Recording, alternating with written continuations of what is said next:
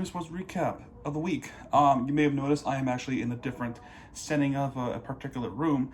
For those of you who are wondering, yeah, I am not home at all. I'm actually at a family's house up in Putnam County, New York, and it's a really beautiful house. And the fact that family is so kind to me and really supportive, and actually the ones that are coming to the FL teams to support my podcast. So I was granted to do a recap here at the family get together. So I have some few minutes, but I want to do it as fast as possible because I don't want to stay here for too long and go back out there hang out with my family. But so this week we had some pretty ugly moments, but for baseball, it's been pretty good. Except for the one day. The one day of the Miami Sports is so terrible, and that's Saturday, yesterday. But every other day, it's been pretty solid. I mean, for the Marlins, for the most part, there were some tense and pretty bad moments, but not in the way where it shocked us all, but nothing in a way where it actually did so much damage to our playoff thing. But the couple of games that did hurt us in the playoff chances is Miami FC and Inter Miami, both soccer teams. So right now, as we're talking about this, we are currently sitting behind Ducks for both soccer teams, and wow, it froze. My ESPN froze. Okay, there we go. So for my FC, it's been an ugly game for Miami FC on Saturday. We played against Pittsburgh Riverhounds in Pittsburgh, Pennsylvania, and it's what you would expect. It is a 4-1 victory.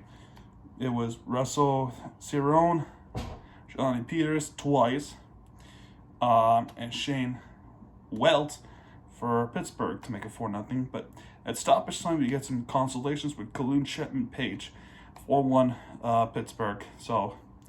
And because we have actually dropped down a couple spots. So as soon as this freaking ESPN thing loads, actually the Wi-Fi here is actually a little slow. But we dropped down to seventh place. So yeah, we still got a little bit of ways to go. But for Inter Miami, there was no excuses with this one. It seems like there was a kryptonite curse that we just cannot win on the road. Not only on the road, but in Orlando, Florida. In Orlando City is where we played 1-0. And it was Damian Lowe own goal. So, Damian Lowe, what happened? It was a corner set piece where Orlando City actually had an opportunity to score a goal. A lot of times, with Inter Miami only had basically one chance out of the whole game. No offense. The injury bug killed us in this game because we didn't have Lassiter. We didn't have Higuain because of illness. And Robert Taylor was ineffective.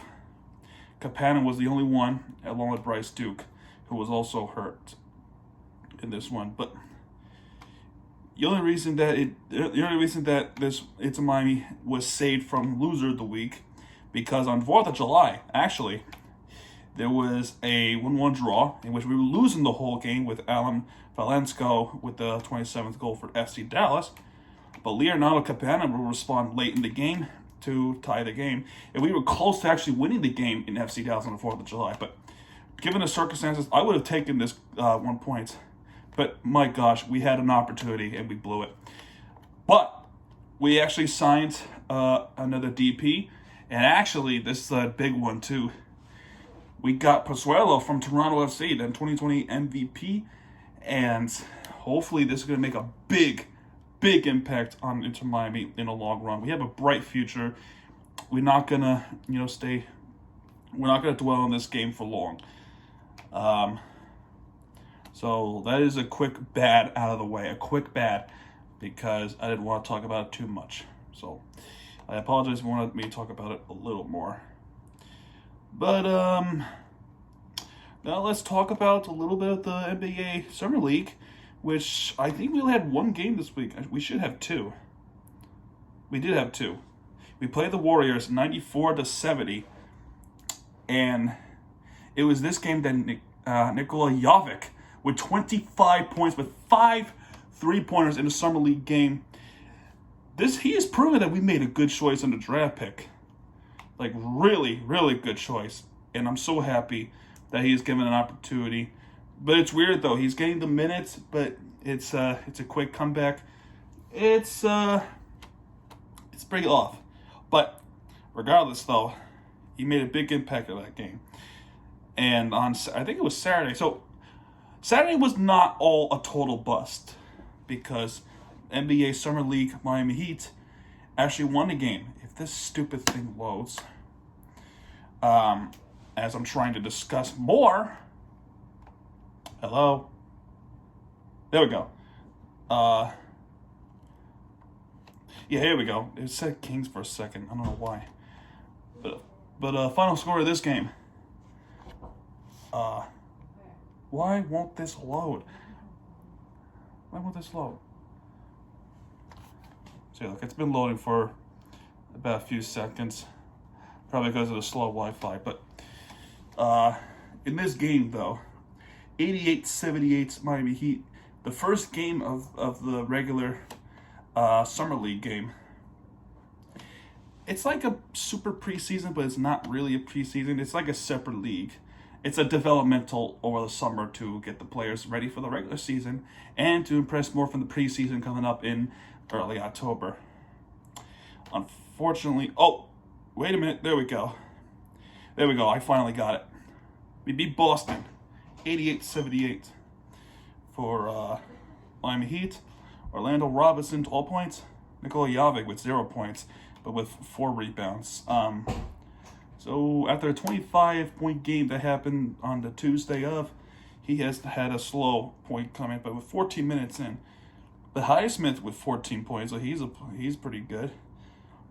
Smart with 8 points, and Alon Jr. with 4 points. And off the bench, there's this guy named Mulder, who had 23 points in this game. So not really revenge, but I think it would have been a total revenge if we beat them in the playoffs, Boston. So all in all,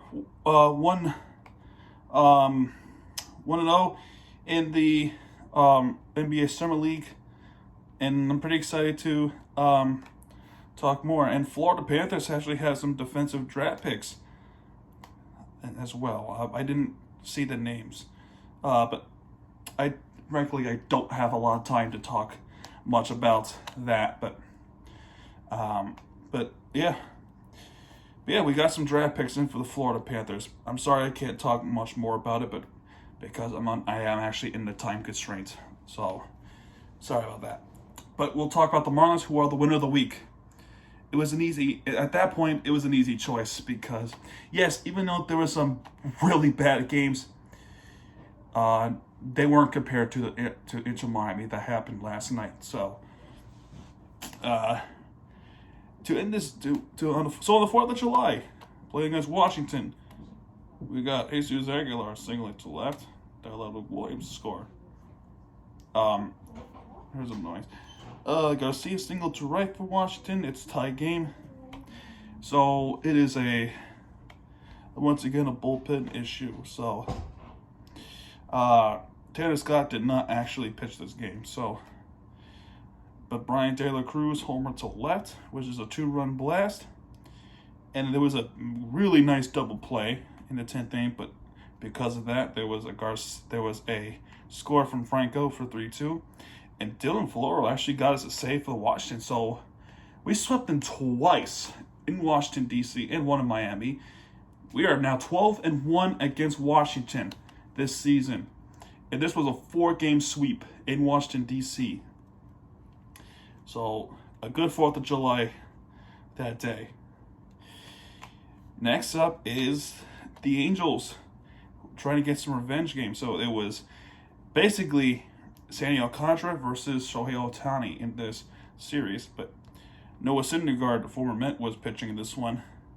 And in this one, Sandy Alcantara went the yard 8 innings, 8 shutout innings with 10 strikeouts with really nice pitches. Now, granted, there were some calls that were incorrect, which led to an ejection in this game. Avisair Garcia was actually ejected in this game, so Luke Williams had to step in for him. But Garrett Cooper homered to center, and Brian De La Cruz homered to left, which is 2-0 Miami. Then Ward hit a sacrifice fly to center to make it 1-2, and that is all she wrote. We beat the Angels 2-1. Mike Trout was struck out. Mike Trout was struck out at least twice. Yeah. So it was a nice game for Sandy Alcantara, and it is you could say he's probably the best pitcher in the league right now. Then we got karma in Wednesday game because Shohei Ohtani was once again dominant, but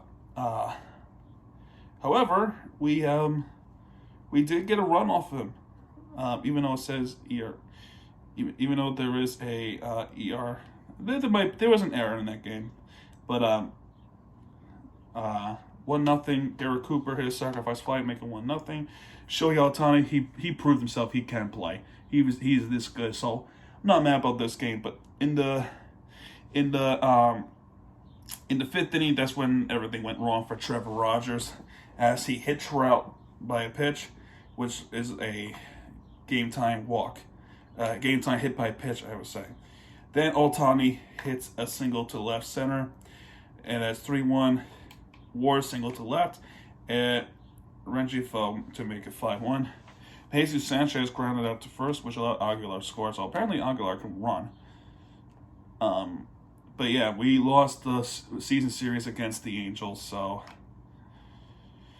then in this game, Thursday, really, do I really have to talk about this? I mean, we just got destroyed.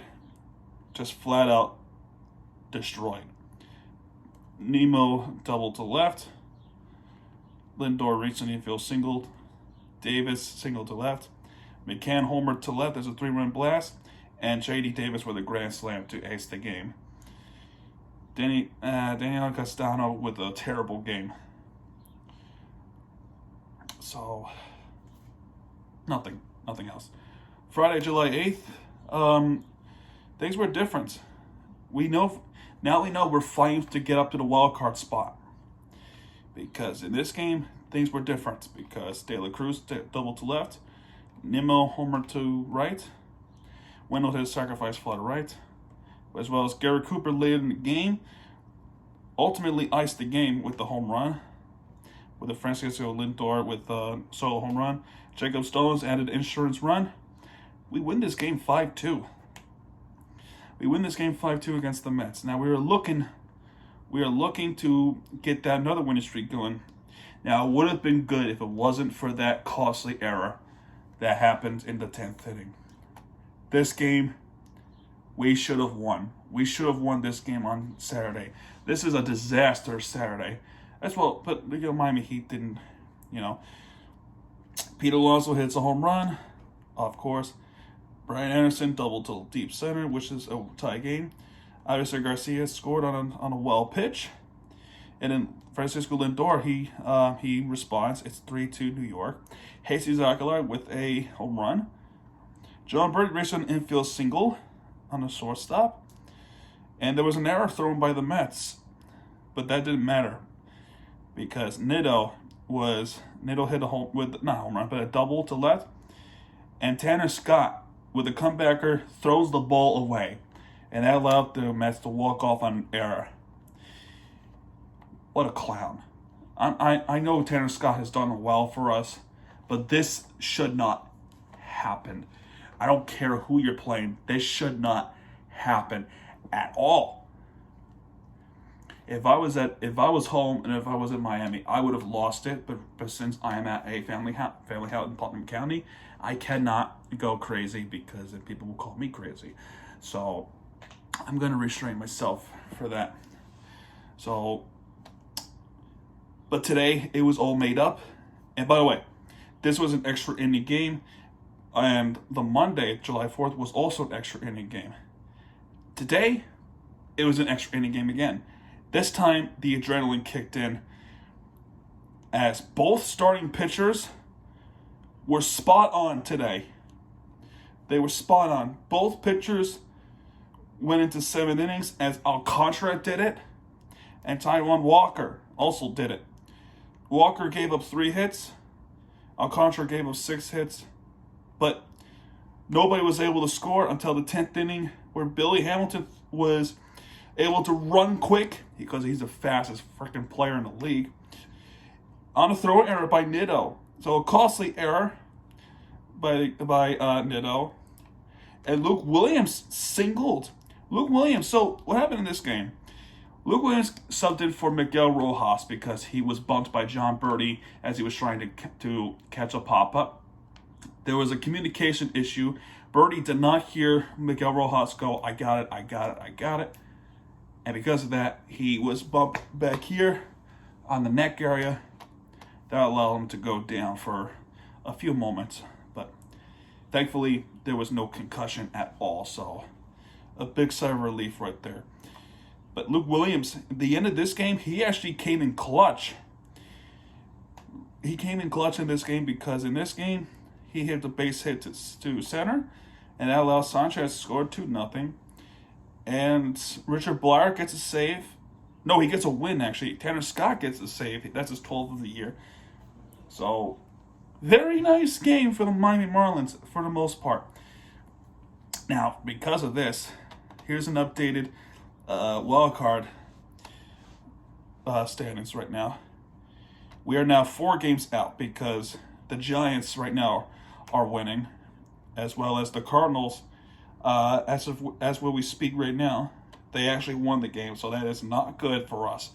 However, the Phillies also lost, so maybe it could be a good thing. So, Giants are winning this game pretty big, and Atlanta win did not do us any favor at all. So right now, the Giants are winning 8-0, top of the 6th, with 1 runner on first base. So that looks like this game is going nowhere. As far as this win, not much at all. But it's a good thing too because it looks like the Marlins are actually getting better because we got a series. Looks to be a winnable series against the Pirates at home. So we're going back home tomorrow.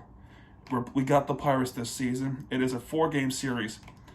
And then we got a big series against Philadelphia at home. And then the All-Star break. Alcantara should be in, just like Jazz Chisholm Jr. is in. Jazz Chisholm Jr. has been voted in, and I'm one of those voters who voted him over Albies from Atlanta Braves. He's in, and he's starting for second base. So congratulations to Jazz Chisholm Jr., who had made it to the All-Star. So as far as free agency for the Miami Heat, a couple of re-signs, like Caleb Martin's re-signed, Oladipo's officially re-signed. That's pretty much it for this video, folks. If you like this video, hit that like button, subscribe for more content because Miami TUG has it back on what he does. He'll be right there with you for the entertainment you deserve. Sorry this was a quick video. I had to get back out there. So, Miami TUG, signing up, folks. Good night, everybody. So, I'm just editing the video, and then I'm trying to export the video through iMovie, and then all of a sudden, I have breaking news that just came out of Miami Marlins Twitter, as well as social media, that, yes, the All-Star votes have officially came in. As I previously just said, that Jazz Chisholm Jr. is officially an All-Star. He will start. We just got breaking news that Sandy Alcantara is now officially a starter. One of the starters for the All-Star game. More importantly, he is now a National League All-Star. First time in his career. Congratulations to Sandy Alcantara. You totally deserve it. Like I said last week, it would be a crime if he wasn't part of the All-Star team. And it would be an absolute crime if he doesn't win the Cy Young, because he is clearly the best pitcher in the league right now. He can go as far as 8 innings shutouts, much like what happened today with 7 innings, and a persuasive game that happened with St. Louis. So he deserves an All-Star game. I said what I need to say, and that's all. That's all for now. And that is the update as I'm editing this video. So now I can go. Good night, everybody.